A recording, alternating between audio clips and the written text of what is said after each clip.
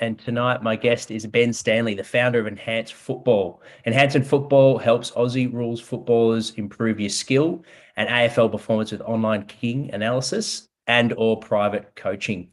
Before we start tonight's episode, our mission here at Prepare Like a Pro is to empower aspiring athletes and staff with practical knowledge from some of the industry's most inspiring individuals and to strengthen the AFL community. If you like the show, please show your support by following us on Instagram and subscribing to the podcast. We're on iTunes, Spotify, and YouTube. Welcome, Ben. Thanks for jumping on, mate. Yeah, g'day, Jack. How are you, mate? I'm going well. It was, only a couple of weeks ago where we were doing this all again, but now we get to dive into your story a little bit with a bit more detail anyway, which will be good. Yeah, no, I really enjoyed that a couple of weeks ago with all the kicking experts and things like that. And I rewatched it only a couple of days later. I actually listened to it when I was driving home from Toowoomba. So that entertained me for a couple of hours. It was really good. I enjoyed it. Yeah, it's good.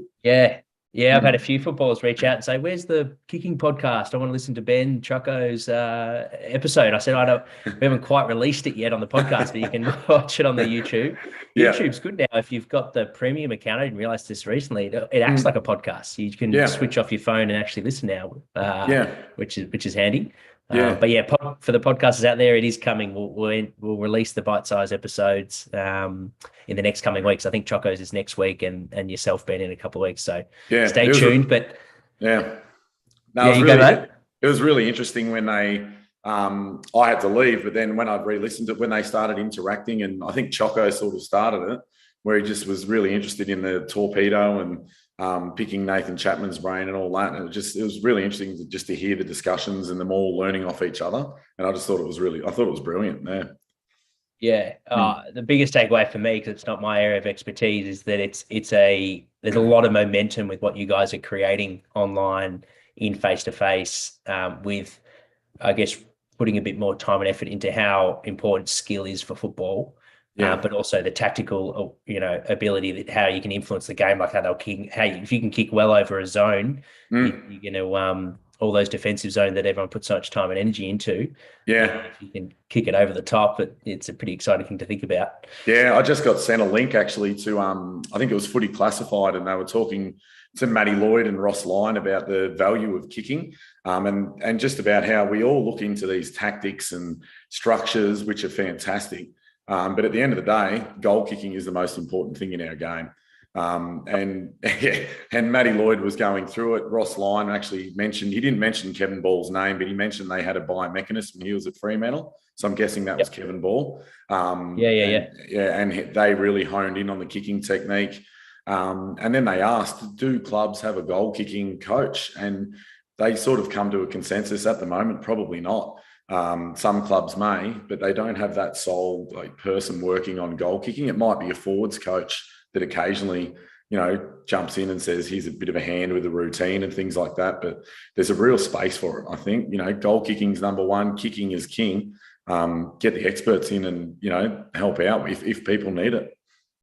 Yeah, 100%, mate. It's Kevin did mention that Ross was huge on it, and he gave Kev a huge license in bringing him over it's actually quite an interesting role with he was a biomechanist, but also he worked in the gym improving their strength and conditioning to help their kicking too, which is awesome. But and that's something that was another takeaway actually, how Choco, since being at Melbourne, is they do 15 minutes of elite kicking development every session.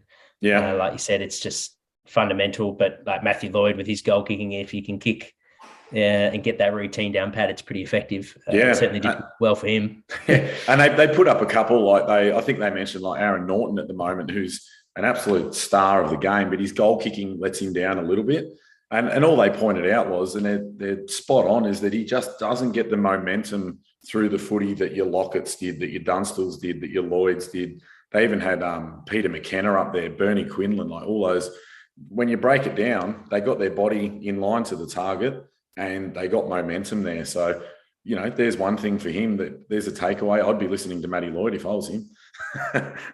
Well, before we start with your journey, why do you reckon you're in the industry, in the private sector, and also working closely with Bell and the professional athletes? So you got your finger on the pulse. How far off do you reckon it is before every club does have a kicking expert, either part-time or potentially full-time, do you think? Yeah, I think it's got to be close, doesn't it, Jack? Like it has to be.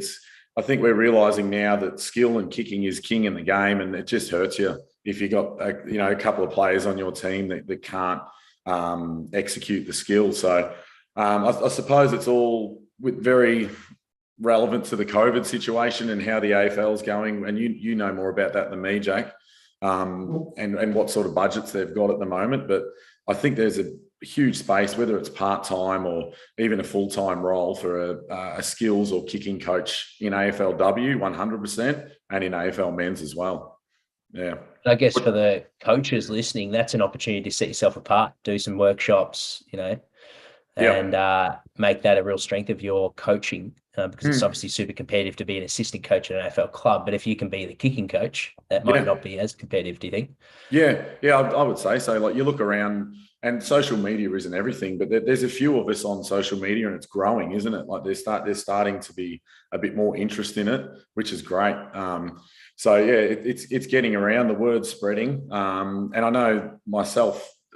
Before the AFLW season, the Brisbane Lions AFLW team, Craig got in contact with me just from seeing what I'm doing on social media, and did his homework, and I was down there once or twice a week during pre-season, just honing in and just working with the girls in small groups and individually. So and we saw some really good results, but like I would love more time. I'd love to make that at any club, that full-time capacity to be able to work with people in small groups, just to hone in on their skills. Could be working. An example probably would have been working with Zimmy Farquharson, who was I think she won the Rising Star for the Lions in round 2, I think. But just working with her on her snapshots, just working on the grip and body position and routine of a snapshot, and little things like that. Like when she kicked the snap goal, like I was jumping off my seat. I'm like, look at that, Zimmy, like, that's awesome, And it's not necessarily, it's her commitment to do the extra stuff and just to take on the advice and things like that. So I think there's a huge space for it. Yeah. Yeah, it's exciting. It's super exciting for people like yourself that are on the forefront, but also for guys like Kevin Ball that the success that they had, like Ross Lyon's talking about in the media, that's got to have a bit of weight. So there's momentum behind it in the industry, that's for sure. So all the coaches listening, jump on board, and because do you do workshops with coaches? Is that something you guys offer? Yeah, it's becoming more and more popular, and we've got about 3 or 4 different coaching modules that we deliver, but the most popular one is how to teach kicking. And the way we teach it to females, males, juniors, it's all the same. So it doesn't matter what age, what level. We just strip it right back to the basics and go through the fundamentals. And I do the same thing, with senior men or the AFLW girls that I do with I had a 13-year-old girl yesterday, same process. So yeah, the how to teach kicking is a really popular module that particularly a lot of clubs in Queensland are taking up at the moment. So yeah, it's going good. Well, yeah, let's dive into your journey, mate. Let's take us to the very beginning. Yeah. At what age did you discover you had a passion for coaching, and we'll go into this, specializing in kicking, I guess, later on, but coaching itself. Yeah, I suppose I was always that type of kid that was very interested in the teaching and coaching side of things. Like I always wanted to be a PE teacher, and I'm still doing that now as the enhanced football stuff. So it was something that I was passionate about early, and I got into little assistant coaching jobs when I was really young. And by the time I think I was 27, I was captain coaching a side, which was a big challenge because you're coaching guys that are 38 and legends of the club, and they're listening to a 27-year-old that there's challenges there as well. But I guess the journey probably started with the PE teaching. That's where I got my teaching experience, and you see a lot of great coaches around the AFL industry. A lot of them have got teaching backgrounds, don't they? So I think it's set me in good stead there. And was that the plan with teaching, or you also had a passion with teaching and the passion for coaching just started to overtake? Yeah, so my passion's always been with footy, and that's always been a huge part of my life. And the teaching has been there as a passion as well. But it's just, I think it's really helped the coaching in football as well, just with people skills and management, organisation, all that really important stuff that you see. Your Chris Fagans and your those type of guys are so good at. So yeah, I think teaching is a great groundwork for what we do, I suppose, working with all different age groups as well.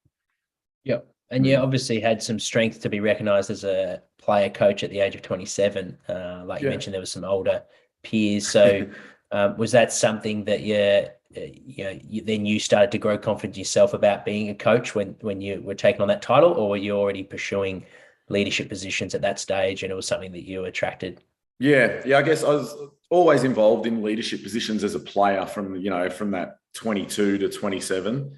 And played under some great captains, great coaches. And so you learn from then. And then being a young teacher, like qualified at the age of whatever it was, I think 23, I went into the coaching position fairly confident as a 27, 28-year-old, because that's what you do for a job every day. You're out in front of a class and you're delivering content and things like that. So it's really, football was always my expertise. So I was even more confident in that area when you're in front of a group. I suppose the main challenge was that the age, who is this 27-year-old coming in, but it's all good experiences. So yeah, I think that was a great sort of foundation to get into coaching early. And also did a lot with the AFL, just as a sort of a development officer type role where you go around to schools. And so that's what I did when I was at uni. And that was a great sort of progression as well and helped my teaching out.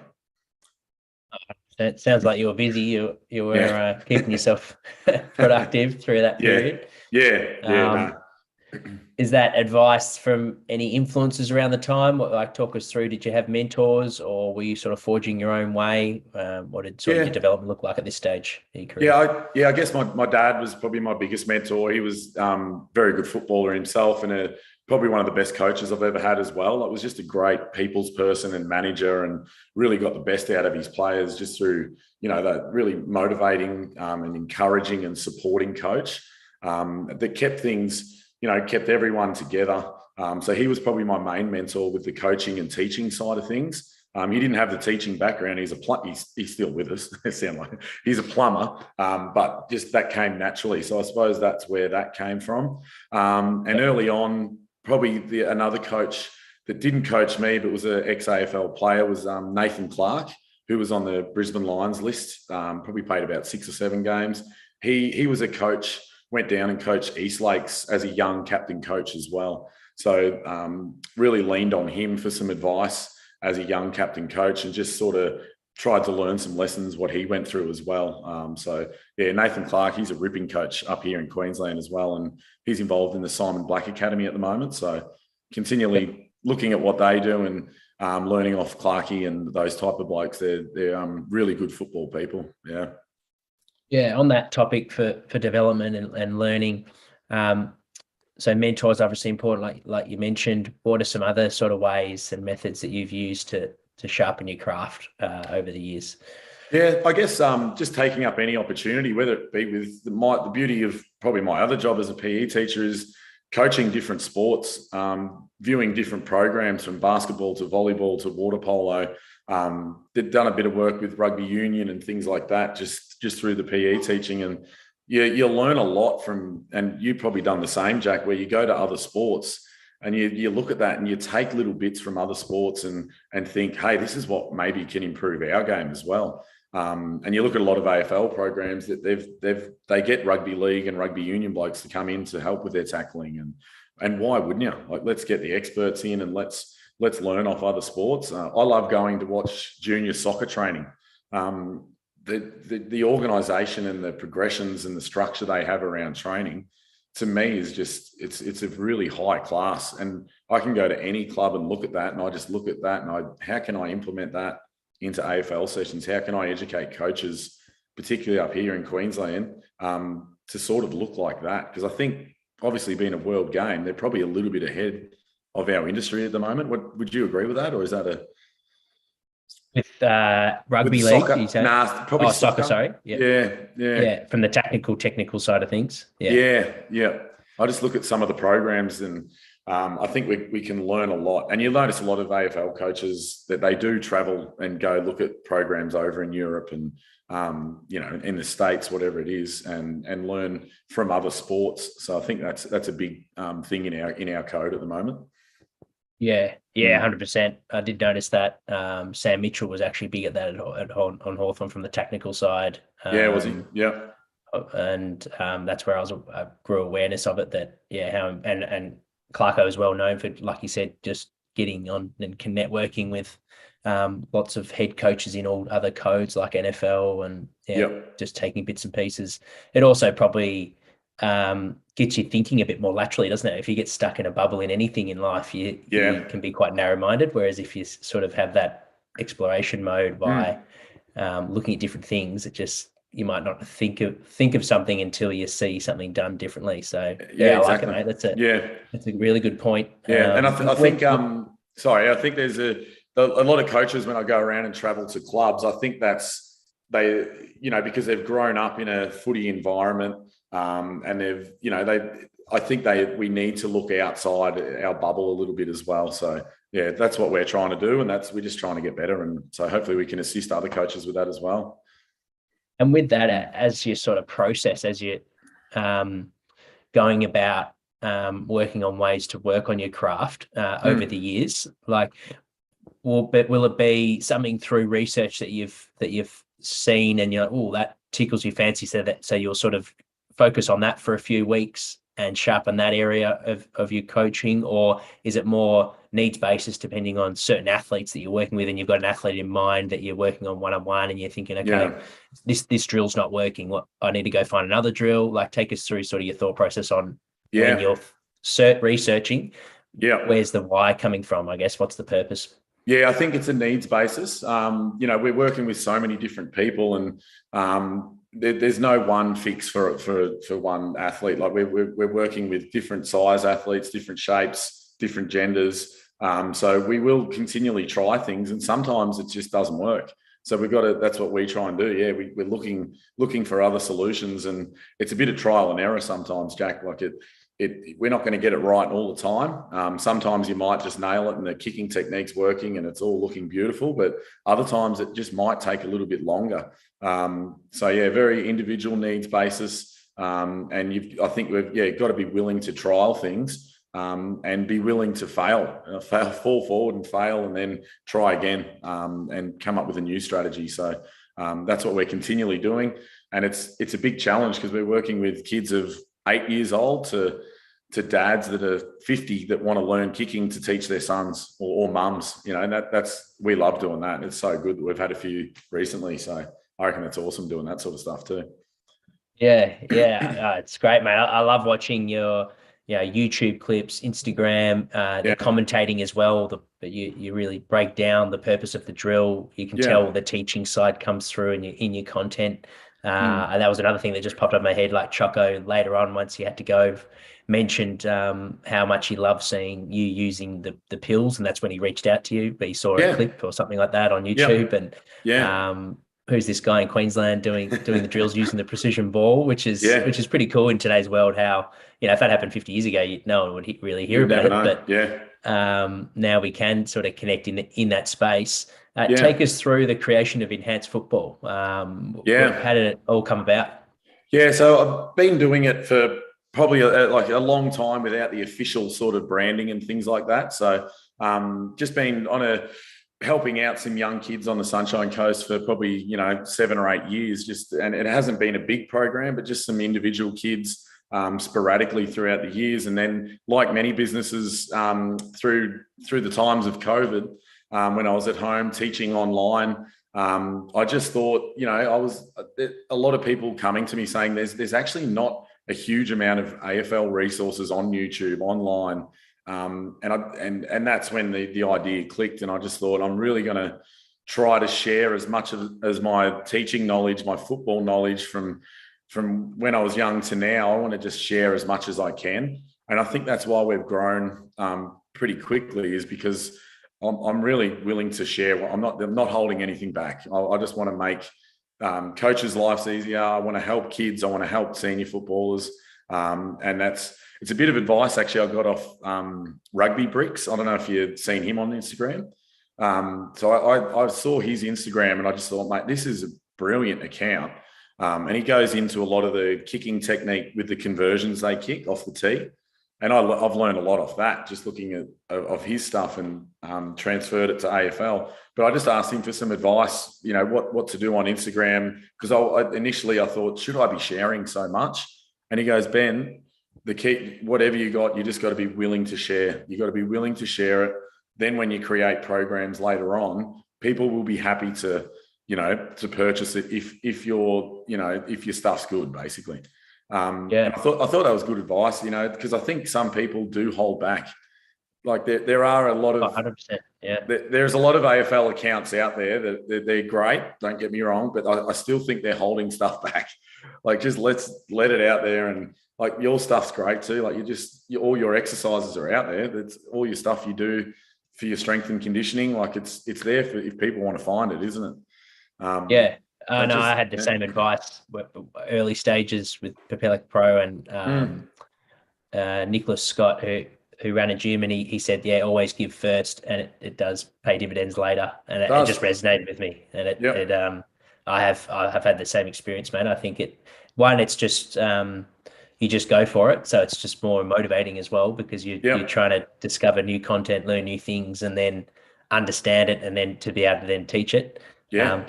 So you have to really refine your philosophy and be clear. But people reach out, and especially with COVID times, like you said, you get some nice messages about how helpful it is, and how the tips and stuff help. So you can make a bigger, which is what we all want to do as coaches, is make an impact.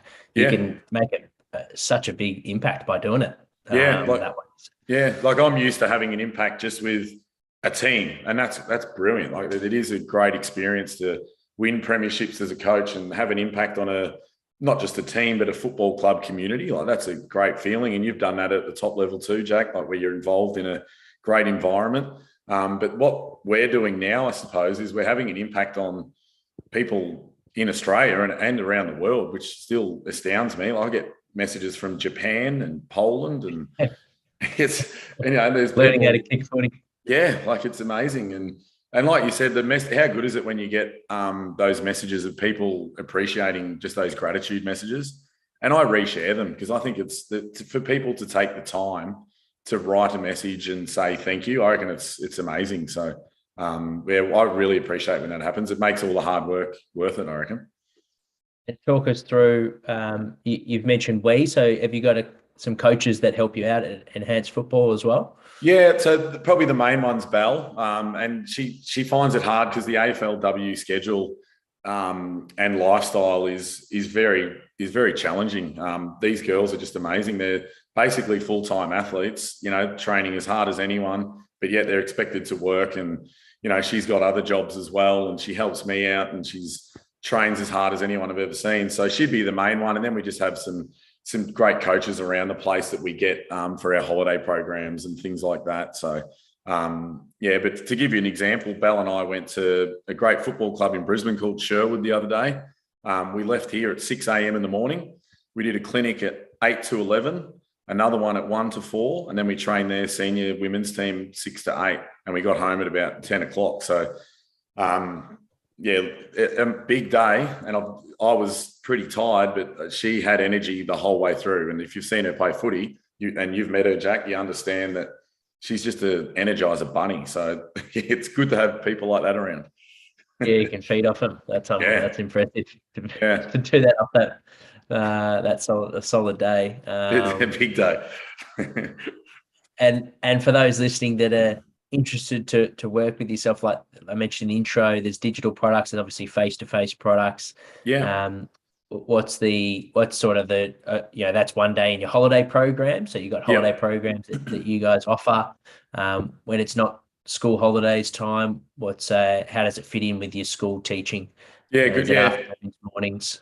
So mornings, afternoons, and weekends as well. So we do a lot of private lessons, the one-on-one stuff, and you know, that's where you get great value in that, just to spend one-on-one time for an hour with someone, just working on whatever part of the game. Like it could be ground balls, but most people want that help with kicking. And then we do small groups, larger groups. We go to see teams. And then for the people that can't get in contact with us, that, you know, where we don't have staff members, we have our online programs, and they've been really successful. And really the idea come from your industry, Jack, where, you know, we've all gone to a gym, and you rock up to a gym and you just get lost. You're like, what do I do? It's much easier if you got someone writing a program for you. So our app is very simple. All you need is your phone, and it's got the training session with all the videos of Bal and I doing the drills. It's all outlined for you. So it's basically like your own AFL personal trainer in your pocket. So at the moment we've got a pre-season program and a kicking program, which are going along really well, and the feedback's been good so far. So yeah, it's going good. Awesome, mate. Yeah, on the topic that we were discussing before about giving, Brett Barclay's just written through a message. He's listening to the live chat, and he's written to you, said, "I'm glad you shared. I have used drills for our boys at Marucci Roos." Oh, so awesome. There you go, mate. Yeah. And Maroochydore, for those, it's a huge club up here, and footy in Queensland is thriving. You know, they've got over probably 500 juniors, boys and girls, and they've been really proactive in seeking us out to give something back to their community. So we did a kicking analysis for every single kid at the club. So I would send through the coach with the whole team, and I'll do the kicking analysis, and the feedback from the parents, they really appreciated that the club invested just in something a little bit extra in that. So I'm not sure if it's been done before, but it was a big job, you know, doing over 500 boys and girls, sending through video feedback for each. So it was a really good experience, and it'll be interesting to look back to see if any of them, you know, in a few years, they might be playing AFL or good level of footy around Queensland. So it'd be good to reflect back on. It's all saved somewhere.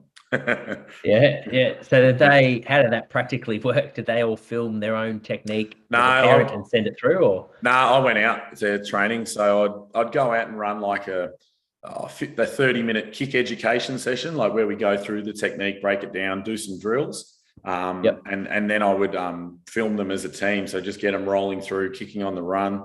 And then I'd share the YouTube clip with the coach, and then they would sit down. Exactly the videos you see on my Instagram, same sort of stuff. And I wouldn't, with the 10-year-olds, I might give them 3 things they're doing well and 1 thing to improve. So a bit more detailed for the older ones. Yep. I love it. That's great service. And going back to the creation of enhanced football for the small business owners listening in to the podcast, whether they own a gym or they're a football coach and they're a teacher like yourself, and they want to start to create more coaching opportunities like you've done. Take us through when you're a teacher and you're coaching at the time. How did you sort of build the courage, or how did the motivation come, I guess, to create enhanced football? You mentioned it was organic. Do you remember the moment where you went live and went for it? Yeah, I think it's what, it's what makes you happy and what you're passionate about. It's something I've always loved teaching, but there's this extra love for football and AFL and teaching that. Like, it's just, I think it's just the best game in the world, as you probably do, Jack. And it's the culture around it, the game itself. I'm just so passionate about making it better and helping people in the game, whether that be coaches, parents, kids.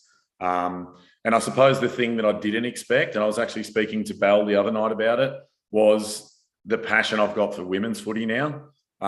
It's really, really big, and I wouldn't have done that. And I said it to Bal, if I didn't reach out to her and we just did 1 session just to see if we clicked, if it worked, I don't think it would have grown, and I would have had the same sort of passion for women's footy as I do now. So it sort of just happened, and like you said, organically. And I'm really glad it did, because how good's women's footy? It's just thriving, loving it. Yeah, that's uncanny timing. It was obviously meant to be you two that doing that, because it's the industry, like you said, it is pretty much straight vertical in the direction it's going. I think it's been in the media now. We're talking about it off air, where they'll be full-time athletes in 2026. Which is a huge carrot for those footballers that aren't professional at the moment but are working towards that as a goal. The growth has just been massive ever since day one, really. Is that something that, like, what would be your ratio for female clubs and male, but also private athletes? Like, Yeah, how? I would actually say it'd be probably 60% female, 40% male at the moment, particularly with our private sessions. And then the team stuff and the other, it might be pretty even, but definitely the private and the small group sector. And it probably comes across on Instagram too. I get so many girls, and I think it's, whether it's because maybe girls from like sort of Belle's age, maybe they didn't get the kicking practice at a young age that a boy would have. I'm not too sure. But they just need the help and support with their kicking. And from what I've found, like, they're working with all the Lions girls and all the girls up here in Queensland that are wanting to, that are wanting to get to that level. They're just sponges. Like, they just want to learn. They want to try new things. And it's really a pleasure to coach them because they're willing to learn, and their respect levels are through the roof. They always thank you, and just those little things make a difference. So yeah, really enjoying it. And with the Lions program, how did that look over a week? How much time did you get with the girls? And did you was it homework sessions type of setup, or was it all face-to-face coaching? How did this sort of schedule look? Yeah, so it sort of started with that a few of them were coming up to see me, like, privately. And it was, because Belle, and she started to see improvements, and then she must have recommended, and the couple came up. And then they started to get me to go down to do some pre-season work. So it was face-to-face. And that was a mix of actually in there running the drills, like, under Craig's guidance and things like that. But also taking certain individuals out, that may have been in rehab or whatever, and just working on technique stuff, and mostly to do with kicking. And they were really interested in it. The whole team, just trying to give them one area to work on, to hopefully make them a better kick. And, I think we saw improvements, but there's still a way to go, with all kicking in both leagues, I think. So yeah, it was a good experience, and really good to see a great program down there. The way they train is just phenomenal. I was so impressed with how hard they train and their commitment to it. So yeah, I couldn't speak highly enough of it. And what were some key pillars that you were focusing on for the developing footballers that are listening in? What are some professional athletes? What were the key areas of focus in regards to kicking? For kicking, yeah. So I suppose the main one that I was trying to introduce, like, kicking on the run has got to be the most important thing, right? So when you're kicking on the run, we've got to give ourselves a bit of room. So I call it the pushing phase. So we've got to actually push the ball out. And you look at the best kicks in the comp, your Bonson-Pallies, your Daniel Rich, your Pendlebury's, all those type of blokes. All the photos I put up on Instagram, just have a look at how they actually get the ball and they push the ball out with nice relaxed arms. A lot of coaches, particularly in the female programs, they're so obsessed with a low ball drop that they actually turn them into robots and their arms don't move. So we want them to be a little bit more relaxed, push the ball out to allow all the body segments to come through fluently. So that was one of the main ones, just getting them more fluent on the run. And when you push it out like that, it can help your body position. It can help your fluency. And I suppose the other one would be ball grip. The girls have a big challenge in particular with ball grip, and some of the younger boys as well. And I always say, I never use hand size as an excuse. And I don't want coaches to do it as well, because hand size is no excuse. If you've got a good grip, you can control the footy down with practice and correct instruction. So probably those two things, the grip and that pushing phase to help them on the run. Yeah.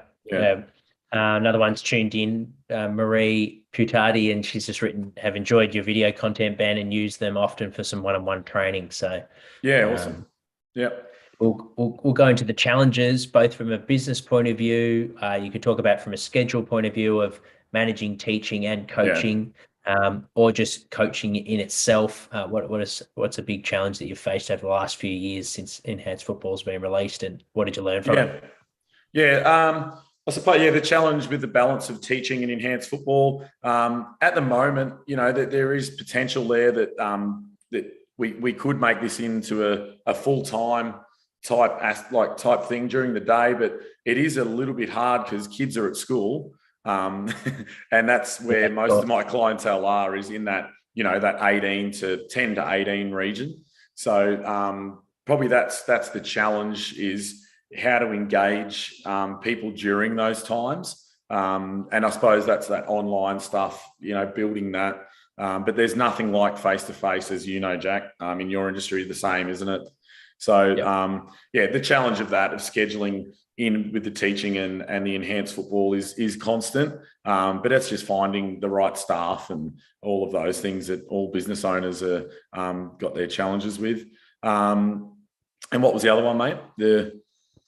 Or even just from a coaching perspective, what's I guess you could reframe the question in what's been the biggest learning you've had over the last few years? So I guess if you're talking to yourself 3 years ago, sort of thing. Yeah, I guess probably one of my strengths was that I really do try to get to know the athlete first, because I think if they don't trust in you, and if they don't value and respect you and all of those things that take time, the message probably doesn't sink in enough. So, I thought I was really good at it 3 years ago, but I reckon I'm much, much better now. Just got to get to know them. And it's, again, same in your industry. Once you really get to know them, you don't always have to ask questions about football and kicking. Talk to them, get to know them, and then you're going to see much, much better results as the weeks go on.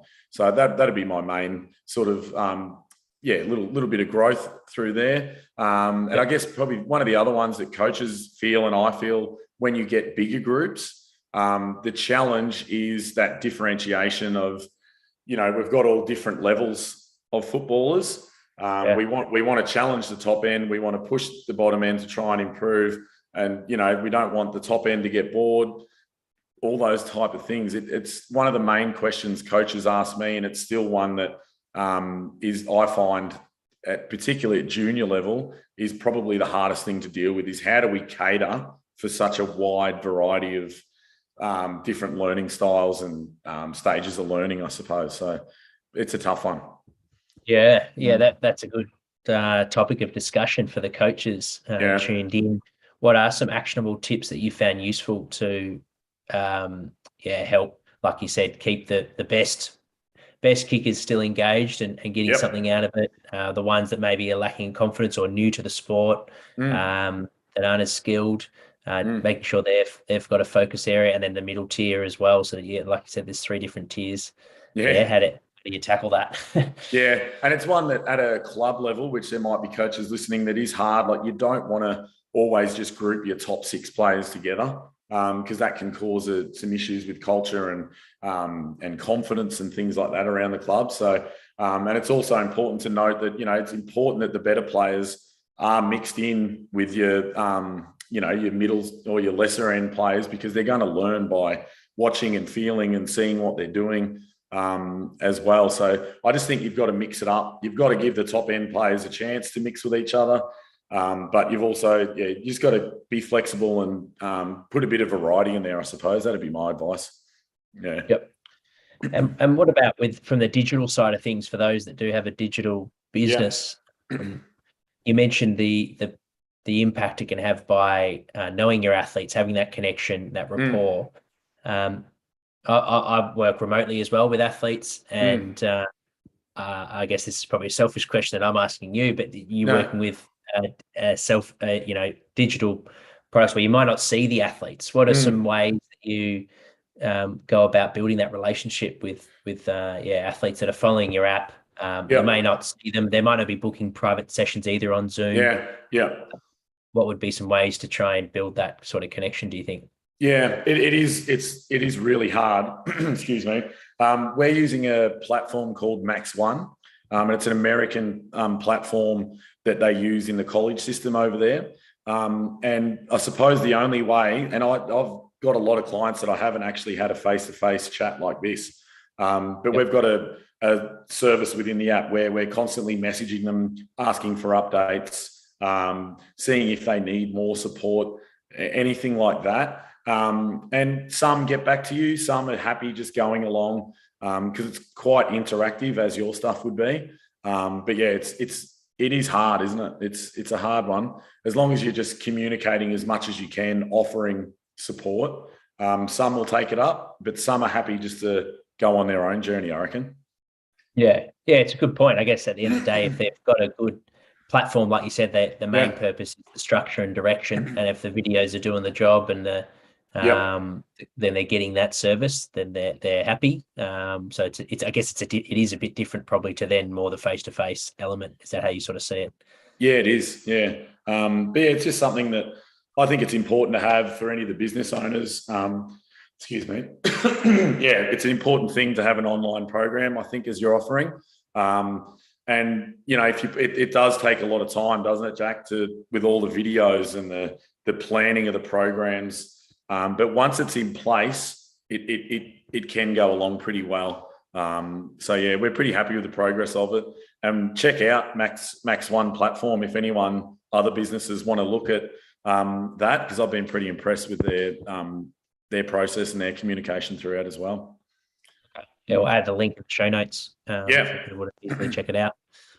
What about the content creation side of things? You haven't mentioned a marketing sort of background. No. So I imagine you've learned it on the go. You've done a good job of it. I saw you recently post today at 2,000 followers on YouTube, which is awesome, and strong Instagram following as well. So how much structure is there? Like, do you have like a schedule that you're up, with themes based? Is it more fluid? Talk us through your sort of processes. Yeah, no real structure. We just try to be really consistent on Instagram. That's been our. We were really focused on YouTube early, so that sort of gathered a fair bit of momentum, and then probably in the last 12 months, Instagram has been our major focus, and a lot of the feedback we get is that people like it because it's continual, it's constant.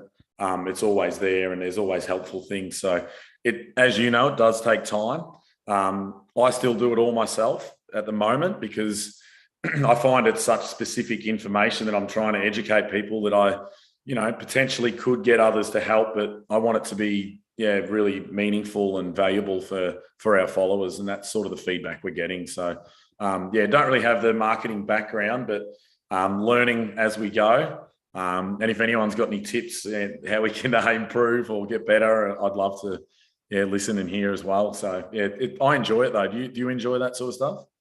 Yeah. Well, it's a steep learning curve, isn't it? Because I literally didn't even have Instagram maybe 2.5 years ago. Neither. Facebook. So old school Facebook. Yeah. I reckon MySpace was my prime. I love MySpace. Pick your song. Yeah. And my song was "That's the Thing About Football." Jeez, I love that. That was my song on MySpace. Loved it. Classic. Bring it back. Eh? Yeah, bring it back. We'll get into the lighter side of the podcast, mate. Yeah, have a bit of fun with these, but it's a bit of the get to know Ben segment. So first one is, which movie or TV series has made the biggest impact on you? And why? Well, I'll just mention one that it hasn't had a huge impact, but one that I'm not into car racing at all. I find it really boring. But I've just started watching the F1 series on Netflix. And I think there's been about 4 seasons. So I'm back. It's about 2017 and 18 at the moment. But it's fantastic. Like, I'm into it now, like looking at Daniel Ricciardo's journey from Red Bull, changing teams. And it just gives you a really good insight into a different sport completely, and the money involved. It's phenomenal. Yeah, I'd recommend that one. But I do like your documentaries, anything about Michael Jordan's, Kobe Bryant's, I get sucked into pretty quick. Have a look at that one. Check that F1 one out. Yeah, I'll have to check it out. I'm in the same boat. It's not a sport I'm aware of or have had much experience in, but it'd be good to have that eye-opening experience. And you do value something when you've got a better understanding of it, don't you? You do, yeah, yep. Yeah, what about favorite inspirational quote or life motto? There's so many, isn't there? It's a hard one. I think like probably the motto thing. I just love people that, like, you just got to be yourself. And that's, I tell, I try to be myself as much as I can. And you look at the best coaches in the industry right now, like Chris Fagan and things like that. He's just himself, isn't he? He's not trying to be anyone else. He's very aware of who he is. And that's what I'm trying to be, just not change for anyone. I am who I am. And that's why, again, I spoke to, just because I was with Bell the last few days, but yeah, spoke to Bell about it. And I said, please don't you ever change, because you are, like, this is who you are, and people will love it. Like, once she gets into the media more and things like that, I just think she's going to explode, because she's different, she's energetic and things like that. So just be yourself, and let it happen. Yeah. On the flip side of that, what are your pet peeves in your work life? What makes you angry? Oh, what makes me angry? I do get frustrated when people, like when they're not willing to adjust or change when results aren't good. So if I give them a kicking drill or a test or something like that, and the results are really not showing, or their statistics, their kicking efficiency isn't showing, a great sort of outcome, I get frustrated when people don't want to try things differently to get better. And it does happen in our industry. Like, it happens with me, and it's very rare, where you might get an athlete come in and they want help, and then you show them where their deficiencies are and where they can improve, but there's just that reluctancy there that what they're doing is what they've always done and what they were taught 10 years ago. They don't want to, adjust. And I really find that hard to believe when you had Kevin Ball on the other week. He said, how many times has Tiger Woods changed his swing? Was it 6 or 5? Yeah. And so I think there's space, like, senior footballers around the country, that if you keep getting feedback that your kicking is letting you down, do something about it. Go out and find someone. There's plenty of good people out there, and then just be willing to try things and accept feedback. So yeah, that's sort of one for me. Yeah, it's a good point, because there is a lot of fear, especially like you mentioned with older athletes making a change, and there's probably no bigger skill in a sport than golf. And probably one of the best players ever to play the game. Like you said, change his shot. I think Michael Jordan changed his shot later on, when you mentioned him earlier in the podcast. Yeah. And then I had a game, so the best athletes do it. Yeah, I was working with a guy from South Australia, Matty, and he's moved around. He came to Queensland. I think he just had to move back home, but he's always been a good kick, and but his coaches kept saying that it just doesn't look fluent, and it's something that's held him back in that probably going further with his footy. But no one ever gave him the answers to it. They just said, mate, your kicking's just not quite up to scratch. You just don't look fluent enough. And he kept asking for answers and feedback, but that's all he was getting for 5 years. And then he's got people like Choco who worked with him, made a difference. Then he come to see me. We made a bit of a difference. So he's always searching just for little ways to get better. And he would have taken stuff from Choco, made him better, came to us. Like, I know exactly what we made him better with. And he does now look to me like a fluent kick. And he's improved at the age of like 27. So it can be done. if you want, it can be done. Yeah. Keep an open mind, hey? Yeah, you got to. Yeah. What about this is COVID-free world, which we're pretty much in now, which is great. What do you think is to spend your day off? Just with the family. I've got twins here at home, so where they love, just your normal stuff, bike riding. We live if you haven't, people listening, if you've ever been up to the Sunshine Coast or you haven't been here, I'd recommend it. It's a beautiful part of the world. So we've got lots of options, beach, we can go up to the mountains, we can, there's lots of options here, very outdoors. So anything like that, and try to go for a kick with them as much as we can. They're only 6, so I've got to calm down a little bit, but trying to implement that already. But more interested in the bike riding and mountain climbing at the moment, I think, the little ones. Plenty of action. It's good fun. Yeah. And what about broad favourite holiday destination? I it was always my dream to go to America, and I went there when I was, after school. Went just travelled watching the NBA, the NFL. I just love that sort of stuff. So went lucky enough to go over and watch, Kobe Bryant, who was one of my all-time heroes, and got to see him live, and got to go to lots of NFL games. So that was my number one place. But now with a family, it's probably going to be Bali, Thailand, all those type of things. Fiji. Yeah. Yep. Picking it back, recharge the batteries. Yeah. But again, living in Queensland, we're very, very lucky. It's just we sometimes just take the caravan down to Cotton Tree Park, which is 5 minutes away, and just go down there and plonk it on the beach for a while. So that's not bad either. Yeah, very good. Yeah. Awesome, mate. Well, thanks for jumping on the podcast again and to spend time with you and share your journey, no doubt, for developing footballers, coaches, and even those that are on the edge on whether to launch their own business or not. I think you've given them some good inspiration to do so. Talk us through what's on the horizon for 2022. What are you excited about? Yeah, so excited to build our online platform, and we're really excited to get out to more local clubs, because that's, as we, the stuff online is great, but just going out to clubs and educating coaches, running team sessions for kids, for senior teams, that's what we love doing, and that's where we can really make a difference. So loving getting around doing that. So at the moment, most of it is here in Queensland, but probably the aim is to go a little bit more nationally. And we're constantly getting messages from people from Melbourne, from South Australia, from Western Australia, asking if we've got staff in these areas. And I do have a few getting around in Melbourne, and we've got to probably get a little bit better in that area and expand there. So that's probably the next step, Jack, is to look a bit more nationally, I think.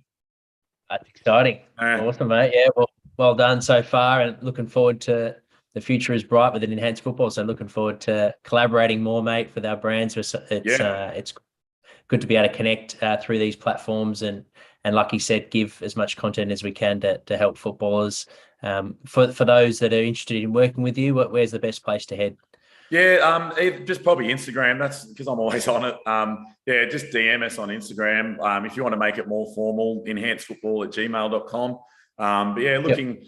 to be honest, I probably would target teachers that have got a footy background, but interested in anyone that's passionate, really, as well. So anyone that's passionate about educating and spreading the word and trying to help anyone out in relation to football, we would love to have a chat. So that'd be good if we could do that.